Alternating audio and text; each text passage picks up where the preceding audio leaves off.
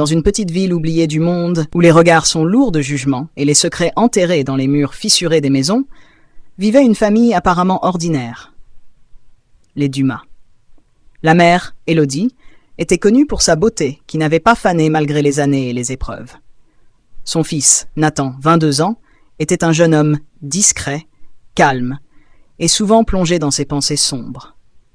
Depuis la mort mystérieuse du père, la maison Dumas semblait flotter dans une atmosphère étrange, comme si le vent lui-même hésitait à souffler sur leurs portes.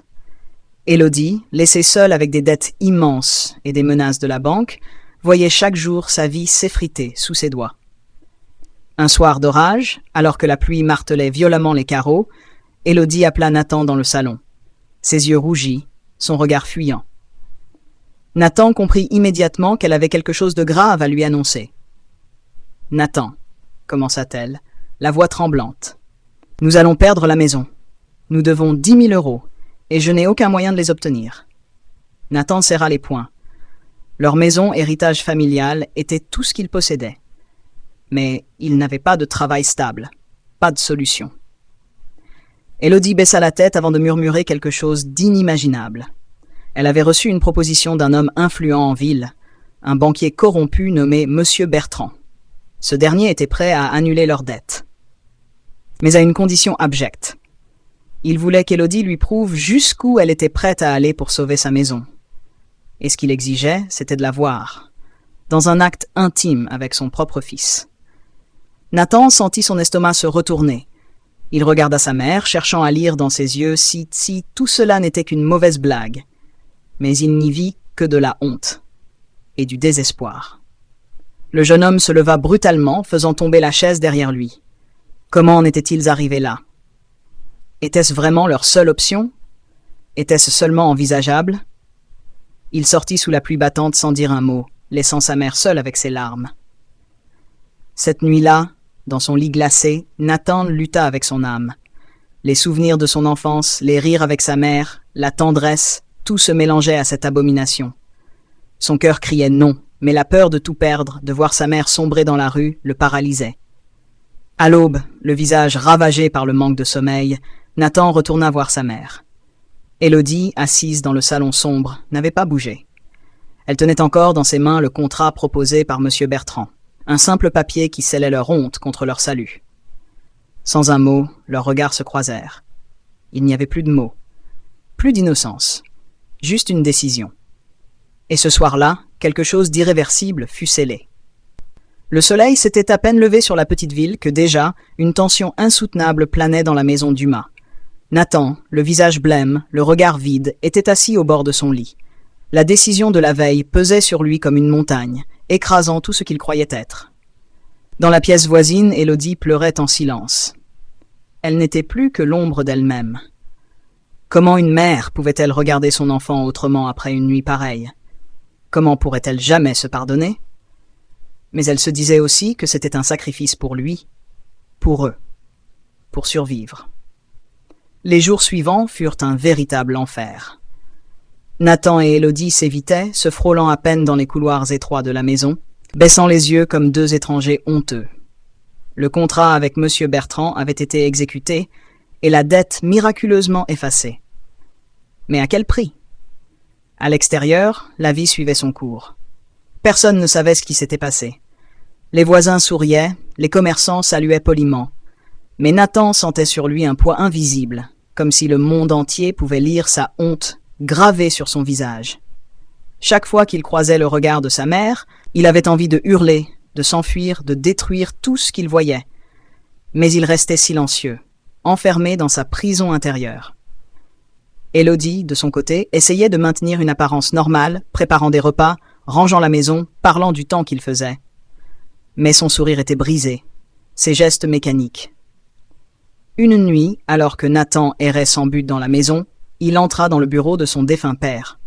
Tout était resté figé dans le passé. Les vieux livres, les photos jaunies, l'odeur de cuir et de tabac. Sur le bureau, il trouva un carnet, le carnet de son père. En le feuilletant, il découvrit des notes, des pensées, et un passage qui le glaça d'effroi. « Si un jour tout s'effondre, n'oublie jamais, Nathan, ta dignité est plus précieuse que tout l'or du monde. Les larmes lui montèrent aux yeux. Il tomba à genoux, le carnet serré contre sa poitrine. Son père avait toujours cru en lui. Comment avait-il pu laisser cela arriver? Comment avait-il pu trahir tout ce que cet homme lui avait enseigné? Le lendemain matin, Nathan ne descendit pas pour le petit déjeuner. Il resta enfermé dans sa chambre, refusant de voir sa mère. Élodie, anéantie, déposa une assiette devant sa porte et s'éloigna, le cœur brisé. Mais le pire restait à venir. Monsieur Bertrand n'en avait pas fini avec eux. Un matin, ils reçurent une lettre anonyme glissée sous la porte.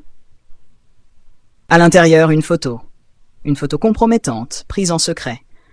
Une menace silencieuse. Obéissez, ou tout sera révélé. Élodie sentit le sol se dérober sous ses pieds. Nathan, en voyant l'image, serra le poing si fort que ses ongles s'enfoncèrent dans sa paume. Ils étaient prisonniers. Leur cauchemar venait seulement de commencer. Ce qu'ils avaient fait pour sauver leur maison allait désormais les détruire de l'intérieur. La maison Dumas, autrefois refuge de souvenirs heureux, était devenue un tombeau silencieux. Nathan ne parlait plus, ne mangeait presque plus. Il errait tel un spectre entre les murs froids, hanté par cette photo infâme et la voix moqueuse de M. Bertrand qui résonnait dans sa tête. Élodie, quant à elle, avait vieilli de 10 ans en une semaine. Son visage était marqué de cernes profonds, son regard éteint. Chaque matin, elle ouvrait la porte avec une peur viscérale. Une autre lettre? Une autre humiliation? Jusqu'où irait-il? Et puis, un soir, alors que la ville s'endormait sous un ciel lourd, le téléphone sonna. Élodie décrocha d'une main tremblante. La voix de M. Bertrand résonna dans l'obscurité, froide et impitoyable. « Tu pensais que ce serait terminé après une seule nuit, Élodie? Tu m'appartiens maintenant. Toi et ton fils. » Elle faillit lâcher le combiné. Ses jambes se dérobèrent sous elle. Bertrand exigeait davantage. Il voulait une soumission totale. Et si elle refusait, il rendrait tout public. La photo, la vidéo, tout. Nathan, qui avait entendu une partie de la conversation, se rua vers sa mère. Pour la première fois depuis longtemps, il vit la panique pure sur son visage. « Qu'est-ce qu'il veut encore ?» hurla-t-il, les yeux injectés de sang. Élodie éclata en sanglots. « Il veut que je vienne chez lui, avec toi, encore une fois. Mais pas pour de l'argent cette fois. Juste pour son plaisir. » Nathan recula, horrifié. Il sentit son cœur exploser dans sa poitrine. Ce n'était plus une dette, c'était un esclavage, une condamnation à perpétuité. Il voulait tout brûler, aller chez Bertrand, le frapper jusqu'à ce que mort s'ensuive. Mais il savait que s'il agissait ainsi, la vidéo sortirait. Leur honte serait étalée au grand jour, plus de fuite possible. Cette nuit-là, Nathan prit une décision qui allait changer leur destin. Il écrivit une lettre d'adieu. Puis, armé de la seule chose qu'il possédait encore, son courage, il quitta la maison en silence. Élodie, découvrant la lettre le lendemain matin, sentit son cœur s'arrêter. Le message était simple. « Maman, je préfère mourir que de continuer à vivre dans cette horreur. Je t'aime, pardonne-moi. » Élodie hurla de toutes ses forces. Un cri si déchirant que même les voisins, habitués au silence lourd, s'approchèrent de la porte. Mais il était trop tard. Nathan marchait déjà vers le vieux pont abandonné à la sortie de la ville. Là, sous une pluie battante, il gravissait les barrières rouillées, le visage tourné vers un ciel qui semblait pleurer avec lui. Avant de sauter, il pensa à son père, à son sourire, à ses promesses. Puis, sans un bruit, il disparut dans les ténèbres de l'eau noire. Le matin qui suivit fut glacé, aussi bien dans l'air que dans le cœur d'Élodie. La disparition de Nathan fut annoncée à la radio locale. Un jeune homme porté disparu, supposé avoir sauté du vieux pont. La police retrouva ses chaussures abandonnées sur le bord rouillé, battues par la pluie de la nuit précédente. Élodie, vêtue d'une robe noire trop large pour son corps amaigri, s'écroula au commissariat lorsque les agents lui confirmèrent qu'ils intensifiaient les recherches, mais sans grand espoir. Le courant du fleuve était fort. Les corps, disait-on, réapparaissaient parfois. Des semaines plus tard, ou jamais. Elle rentra seule chez elle, titubant sous le poids du chagrin et de la culpabilité. En poussant la porte de la maison vide, elle sentit que la vie elle-même l'avait abandonnée. Chaque recoin lui rappelait Nathan. Son rire d'enfant, ses pas précipités, ses rêves qu'il murmurait autrefois. Tout était mort. Monsieur Bertrand, quant à lui, restait silencieux. Pas un appel, pas une menace. Il savourait sa victoire, tapi dans l'ombre. Il avait détruit non seulement Élodie, mais aussi ce qu'elle avait de plus précieux. La ville commença à jaser. Certains parlaient d'une dispute familiale, d'autres de dettes cachées. Mais personne n'imaginait l'indicible vérité. Élodie, chaque jour, faisait semblant d'aller faire les courses, de saluer les voisins, alors qu'à l'intérieur, elle s'effondrait. Une nuit, incapable de supporter plus longtemps cette torture, elle prit une décision. Dans sa chambre, elle sortit un vieux coffret de bois. À l'intérieur, une photo d'elle et Nathan, souriant devant la mer des années auparavant. Elle serra l'image contre son cœur, puis écrivit une lettre tremblante. « Nathan, mon fils, je t'ai perdu par ma faiblesse. J'ai trahi l'amour que je te devais. Si un autre monde existe, j'espère que tu pourras me pardonner. Je viens te retrouver. » Sans bruit, elle ouvrit un tiroir. Sa main trembla lorsqu'elle sortit la petite bouteille de somnifère. 1, 2, 10. Elle les avala, sans hésiter. Allongée sur son lit, la photo serrée contre elle, Élodie ferma les yeux, laissant les ténèbres l'engloutir doucement. Mais la mort, cruelle comme la vie, n'était pas prête à l'accueillir aussi vite. Le lendemain matin, c'est une voisine inquiète qui frappa à la porte, n'ayant pas vu Élodie depuis 2 jours. Appelée en urgence, les secours parvinrent à la ranimer.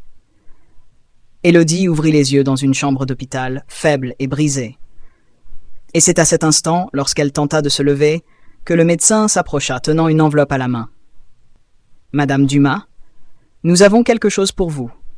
Il est vivant. » Élodie, incapable de comprendre, saisit l'enveloppe d'une main tremblante. À l'intérieur, une photo. Nathan, amaigri, épuisé, mais vivant, retrouvé inconscient plusieurs kilomètres en aval du pont, sauvé par un pêcheur qui n'avait pas su qui il était. Un murmure s'échappa des lèvres d'Élodie. « Mon fils. » La vie venait de lui offrir un dernier souffle. Mais à quel prix? Le jour où Élodie fut autorisée à quitter l'hôpital, le ciel était lourd, teinté d'un gris profond comme pour refléter l'ouragan intérieur qu'elle portait. Elle monta dans un taxi sans même regarder le chauffeur, tenant contre elle la seule chose qui lui donnait encore la force d'avancer, la photo de Nathan. Lorsque la voiture s'arrêta devant la petite maison en périphérie de la ville, celle du pêcheur qui avait sauvé son fils, Élodie sentit son cœur s'emballer. Elle avait imaginé ce moment des centaines de fois durant son sommeil fiévreux. Mais rien ne pouvait la préparer à ce qu'elle allait découvrir. La porte s'ouvrit doucement. Et là, debout, amaigrie, le regard vide. Nathan, Élodie retint un sanglot. Elle voulut courir vers lui, l'étreindre, lui demander pardon 1000 fois, mais Nathan recula d'un pas. Froid, méfiant. « Pourquoi? Tu es venu ?» demanda-t-il d'une voix cassée. Élodie sentit ses jambes faiblir. Comment expliquer? Comment raconter l'horreur sans détruire à jamais ce qu'il restait d'eux? « Je suis ta mère. Je t'aime, Nathan. Je suis désolée, » murmura-t-elle, les larmes aux yeux. Nathan serra les poings. Pendant ces jours d'errance, il avait tout compris. Les regards fuyants de sa mère, son silence complice, l'argent soudainement tombé du ciel avant leur chute. « Tu savais, maman. Tu as laissé faire. Tout ce que j'ai subi, tu l'as laissé arriver. Pour de l'argent !» hurla-t-il avec une rage déchirante. Élodie s'effondra à genoux devant lui. « Non, je voulais nous sauver. Je croyais que je pouvais réparer après. » Mais ses paroles sonnaient creux. Nathan détourna le regard. Il n'y avait plus d'innocence, plus d'amour pur entre eux. Seulement un gouffre, béant et irrémédiable. « Tu m'as vendu pour quelques billets sales !» cracha-t-il, la voix tremblante. Élodie tendit la main vers lui, implorante. Mais Nathan recula encore. Chaque mouvement de sa mère semblait le blesser davantage. « Tu n'es plus ma mère !» lança-t-il avant de refermer la porte lentement, mais cette fois sur leur histoire. De l'autre côté, Élodie resta agenouillée, ses sanglots se mêlant à la pluie fine qui commençait à tomber. Elle avait retrouvé son fils, mais elle avait perdu son pardon. Élodie erra longtemps sous la pluie. Chaque pas résonnait comme un rappel cruel de ses erreurs passées. Elle n'avait plus de foyer, plus de famille, plus rien, si ce n'était le poids écrasant de sa propre culpabilité. Le lendemain, elle retourna dans son ancien quartier. Les regards pesaient sur elle comme des poignards. La rumeur s'était répandue. Tout le monde savait. Les murmures, les jugements silencieux, les sourires moqueurs. Ils la tuaient un peu plus à chaque instant. En passant devant l'épicerie du coin, elle aperçut Madame Gérard, une vieille voisine qu'elle avait connue depuis toujours. Mais cette dernière détourna les yeux, feignant de ne pas la voir. Élodie sentit son cœur se briser davantage. Elle était devenue une paria. Sans réfléchir, elle se dirigea vers la petite église où elle avait tant de fois prié, des années auparavant. Elle poussa la porte grinçante et avança lentement jusqu'à l'autel déserté. À genoux, les mains jointes, elle cria en silence, sa douleur se déversant comme un torrent incontrôlable. « Seigneur, pourquoi ? Pourquoi n'ai-je pas eu la force de dire non ? Pourquoi ai-je détruit mon propre fils ?» Ses sanglots résonnèrent entre les murs froids. Elle se souvenait encore du moment où tout avait basculé. Cette offre empoisonnée d'un homme riche et sans scrupules, cette tentation monstrueuse. Tout ça pour quelques liasses qui n'avaient même pas sauvé leur vie misérable. Élodie s'enfonçait dans la folie du remords. Elle ne savait plus si elle priait pour être pardonnée ou pour être punie. Alors qu'elle restait là, recroquevillée, une silhouette familière entra discrètement dans l'église. Nathan. Il la regarda de loin, son visage fermé. Il n'était pas venu pour elle, pas pour pardonner. Il était venu pour comprendre pourquoi sa vie avait été anéantie par celle qui aurait dû le protéger. Un long silence s'installa, lourd, oppressant. Puis, sans un mot, Nathan fit demi-tour, refermant doucement la porte derrière lui, laissant Élodie seule face à son châtiment éternel. Elle comprit à cet instant que certains choix ne trouvent jamais le pardon, que certaines cicatrices, aussi profondes soient-elles, ne guérissent jamais, et qu'à trop aimer l'argent, elle avait tout perdu. Pour toujours. Les jours devinrent des semaines, et Élodie sombra lentement dans l'oubli. Son visage, autrefois éclatant de vie, était désormais creusé par la honte et la douleur. Elle vivait dans une petite chambre insalubre, nourrissant son corps avec le strict nécessaire. Mais son âme, elle, était affamée d'un pardon qu'elle savait désormais impossible à obtenir. Un soir, alors que la pluie battait contre les vitres brisées de sa chambre, Élodie prit une décision. Elle devait parler à Nathan une dernière fois. Pas pour elle. Pas pour se soulager de son propre fardeau. Mais pour lui donner ce qu'elle ne lui avait jamais vraiment offert. La vérité. Armée d'une vieille lettre qu'elle avait écrite durant ses longues nuits d'insomnie, elle se rendit à l'endroit où elle savait qu'il travaillait désormais. Un atelier de réparation automobile, loin du centre-ville. Quand elle arriva, Nathan était là, vêtu d'une salopette sale, concentré sur le moteur d'une vieille voiture. Il la vit approcher, son visage se referma immédiatement. Elle sentit cette distance glaciale, ce mur invisible entre eux. Élodie tendit timidement l'enveloppe. « C'est pour toi. Tu n'as pas besoin de me répondre. Mais lis-la, je t'en supplie. » Nathan hésita. Puis, sans dire un mot, il prit l'enveloppe, la glissa dans sa poche et retourna à son travail. Élodie resta figée quelques secondes, espérant un signe, un regard, un mot. Mais il n'y eut rien. Défaite, elle tourna les talons et quitta l'atelier, la gorge nouée. Cette nuit-là, seul dans sa chambre, Nathan ouvrit enfin la lettre. Les mots tremblaient sur le papier, comme si chaque phrase avait été arrachée à un cœur en morceaux. « Mon fils, je n'ai pas d'excuses. J'ai échoué là où j'aurais dû te protéger. Aveuglé par l'argent, j'ai commis l'irréparable. Je ne mérite ni ton regard, ni ton pardon. Je veux juste que tu saches que, malgré tout, je t'ai aimé plus que ma propre vie. Chaque jour, loin de toi, est une peine que rien n'apaise. Pardonne-moi si tu peux. Si tu ne peux pas, sache que mon amour restera à jamais intact. » Nathan resta immobile, le regard vide. La haine qu'il portait en lui vacilla, remplacée par une douleur sourde. Quelque part, malgré tout, une minuscule graine d'espoir venait de naître. Quelques semaines après avoir lu la lettre, Nathan se présenta un matin devant la vieille maison où Élodie s'était réfugiée. Sous un ciel lourd, il frappa doucement à la porte. Quand Élodie ouvrit, elle resta figée, incapable de parler. Ses yeux fatigués cherchaient une réponse dans ceux de son fils. Nathan resta silencieux quelques secondes, le visage dur, le regard profond. Puis, d'une voix brisée, il lâcha. « Je ne te pardonne pas encore, mais je refuse de laisser la haine me consumer pour toujours. » Élodie éclata en sanglots, tombant à genoux devant lui. Nathan la releva doucement. Ils ne redeviendraient jamais ce qu'ils avaient été. Mais peut-être, quelque part dans l'avenir, une forme de paix pourrait naître de leur ruine. Ce jour-là, Nathan comprit que le vrai courage n'était pas de punir ceux qui nous avaient blessés, mais de décider de ne plus leur laisser détruire ce qui restait de notre cœur. Chers abonnés, n'oubliez jamais, parfois, pardonner ne signifie pas oublier, ni excuser. Cela signifie juste choisir de guérir soi-même pour avancer plus libre, plus fort.